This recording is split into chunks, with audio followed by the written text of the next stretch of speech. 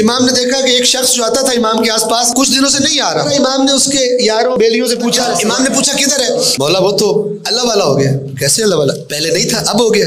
کیسے اللہ والا ہو گیا؟ بولا وہ سب کچھ چھوڑ کے جنگل میں چلا, ہر وقت عبادت ذکر, اسے پرواہ کوئی. امام نے فرمایا تو جو اس کی بیوی بچے ان کا جی بالکل, تو پھر ان کا کھانا پینا کے ضروریات وہ کون کرتا ہے؟ اتنے اللہ کے نیک بندے کی, اللہ کے ولی کے گھر کا خیال رکھنا ہم نے اپنے ذمہ لے لیا کہ اس کے بیوی بچوں کو کون کھانا دیتا ہے؟